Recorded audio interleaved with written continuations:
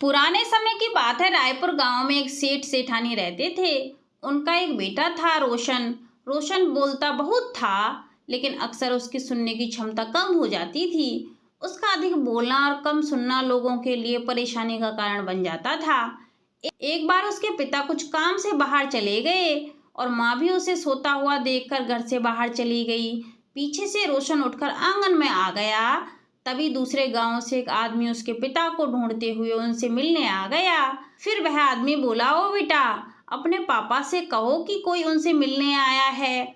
मुझे उनसे बहुत जरूरी काम है। तुम्हारे और तुम्हारे गांव के बीच में जो बाढ़ है ना, उससे भूतों की आवाज आती है।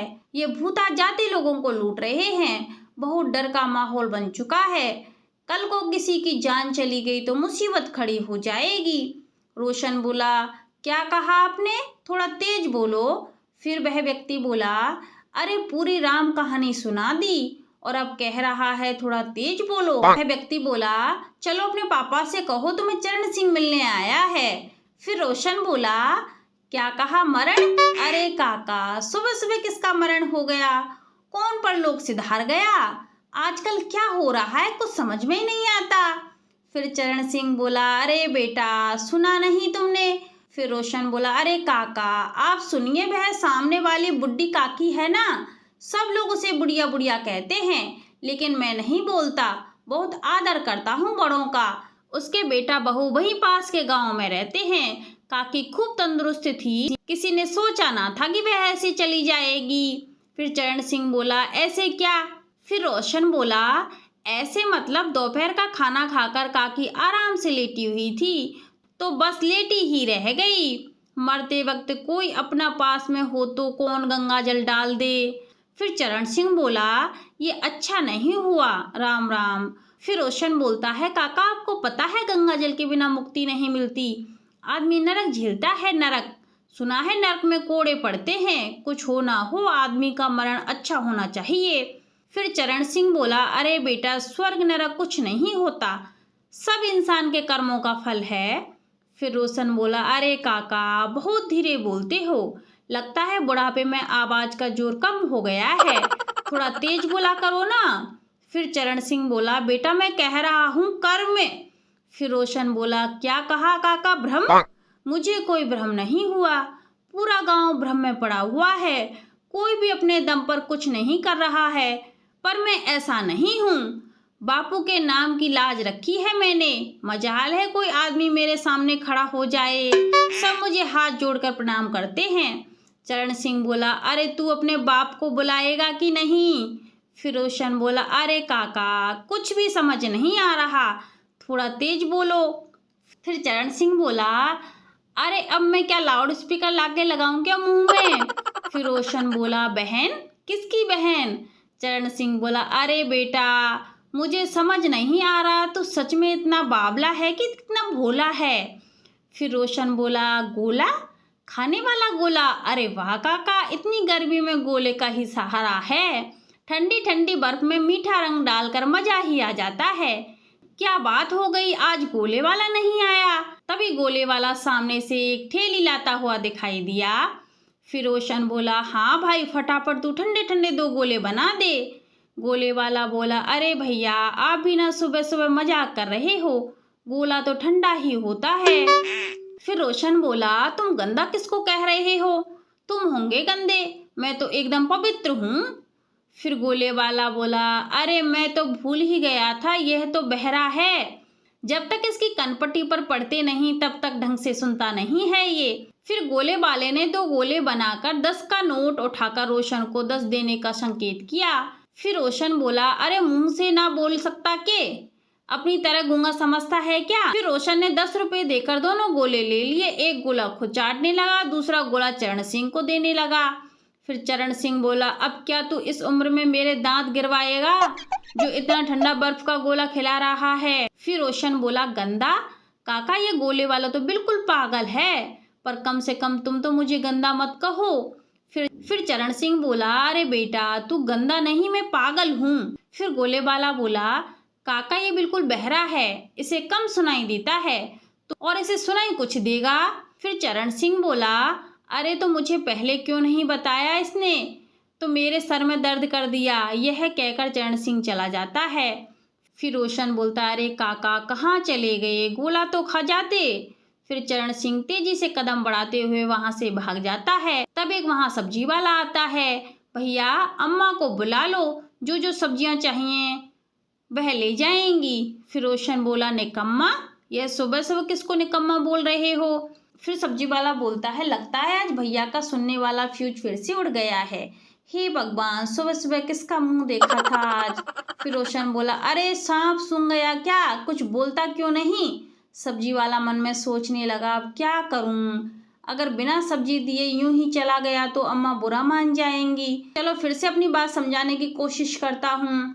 फिर सब्जी वाला बोला, निकम्मा नहीं भैया, अम्मा अम्मा अम्मा को बुला दो। फिर रोशन बोला, नन्ना, कौन नन्ना, ओ सामने वाला नन्ना। ओहो, अब समझा, तुम नन्ना को निकम्मा कह रहे हो। सच बताओ, मुझे तो वह फूटी आंख नहीं सुहाता, पूरा दिन वह खाट पर पड़ा रहता है। बस दो ही काम है उसके, एक तो बैल की तरह चिढ़ना और दूसरा कुंभकर्ण की तरह खर्राटे भरना। तुम किसी से कहना नहीं, उसके खर्राटे की आवाज यहाँ तक आती है, उसके खर्राटे की आवाज सुनकर मेरे कान फट जाते हैं। फिर सब्जी वाला बोला, तुम्हारे कान तो वैसे ही फटे हुए हैं, कोई आवाज ठीक से समझ आती भी नहीं है तुम्हें। फिर रोशन बोला, देखो अभी तक उसके खर्राटे मेरे कानों में गूंज रहे हैं। मेरे बापू कह रहे थे, कुछ सीख नन्हे से। तुम ही बताओ मैं क्या सीखूं उससे, खाना और सोना। ऐसे तो मैं थोड़े दिनों बाद मोटा पेट लेकर घूमूंगा।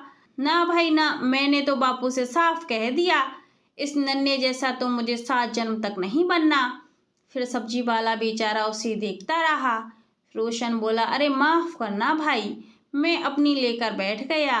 तुम क्या कह रहे थे भाई। फिर सब्जी वाला बोला, भैया अम्मा घर पर है या नहीं। फिर रोशन बोला, देख फिर नन्ना, मैंने कहा ना उसे मेरे ऊपर छोड़ दे, उसने सबकी नाक में दम कर रखा है।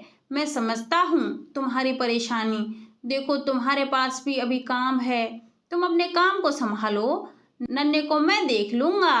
तभी नन्ना की माँ बाहर आकर पौधों को पानी देने लगती है। सब्जी वाला मन में सोचता है, लगता है इसकी अम्मा घर पर नहीं है, जो नुकसान होगा भोग लूंगा, पर यहाँ अब और खड़ा नहीं रह सकता इस पागल के पास। फिर सब्जी वाले ने हाँ में सिर हिलाया और दोनों हाथ जोड़कर अपनी ठेली लेकर वहां से चला गया। फिर रोशन बोला, अरे कहाँ जा रहा है, सब्जी तो देता जा। सब्जी वाले ने पीछे मुड़ के तक नहीं देखा। फिर रोशन बोला, अरे तू चिंता ना कर, इस नन्हे के बच्चे को तो मैं देख यहीं से पत्थर फेंक कर मारूंगा। तभी नन्हे की माँ वहां आ जाती है। नन्हे की माँ बोली, क्या कह रहा था तू मेरे नन्हे के बारे में, उसे पत्थर फेंक के मारेगा। फिर रोशन बोलता है, गन्ने, अरे काकी हमारे खेतों में गन्ने की फसल तो कब से होती है, आपको पता नहीं है। नन्हे की माँ, अरे तेरे कानपुर में आज फिर से हड़ताल हो गई, इसका मतलब जब तक तू ठीक नहीं होगा सबके बारे में उल्टा सीधा बोलेगा।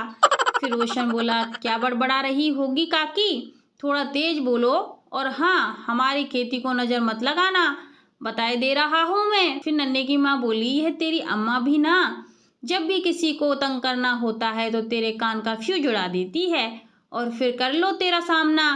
तभी रोशन की माँ सरला वहां आ गई। नन्हे की माँ, अरे सरला आ गई तू, देख तेरा लाल बोल बोल कर सबको पागल कर देता है, इसे ठीक करके क्यों नहीं रखती। फिर सरला बोली, इसे तो मैं सोते हुए छोड़ के गई थी दीदी, इसके पापा तो बाहर गए हुए हैं और मैं। फिर सरला रोशन से कहती है, तू बाहर क्यों आया रे। फिर नन्हे की माँ बोलती है, तेरे आने तक तो इसने आधी दुनिया को पागल कर दिया, हिम्मत तो देखो इसकी, सब्जी वाले से मेरे नन्हे को पत्थर मार कर कहने की बात कर रहा था, मैं ही ना इसके कान पर तो बजा दूं। सरला बोली, ना ना दीदी, आपको तो इसके बारे में सब कुछ पता ही है, बच्चा है माफ कर दो। नन्हे की माँ बोली, बच्चा नहीं, परमाणु बम है, बम जो सामने वाले को एक ही बार में खत्म कर देता है, मेरे सिवा पता नहीं ये बम किस किस पर गिरा है। फिर सरला बोली, नहीं नहीं दीदी, आपको तो इसके कानों का पता ही है, सोकर उठने के बाद जब तक कानों पर 2 जोर के झटके नहीं पड़ते तब तक इसको कम सुनाई देता है। नन्हे की माँ कहती है, कम नहीं, इसको पता नहीं क्या क्या सुनाई देता है।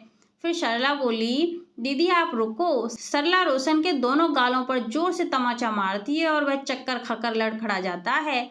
रोशन बोलता अरे माँ तुम सुबह सुबह क्यों मार रही हो मुझे। सरला बोलती है मार नहीं रही हूँ, तेरा इलाज कर रही हूँ।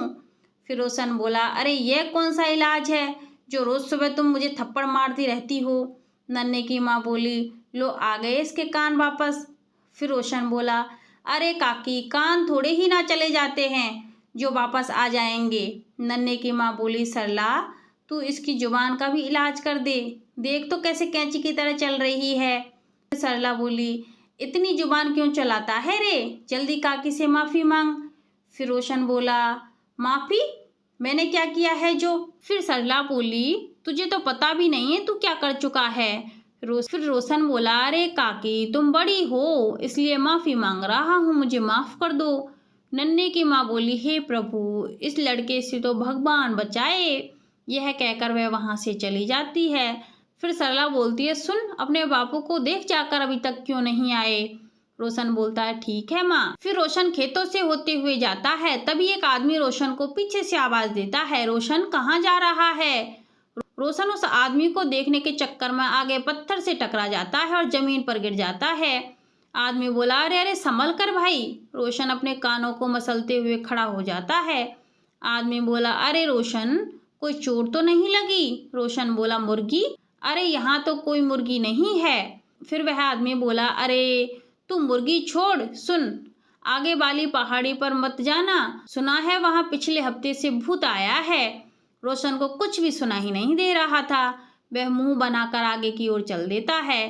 तभी वह आदमी बोलता है मेरी बात को याद रखना ठीक है।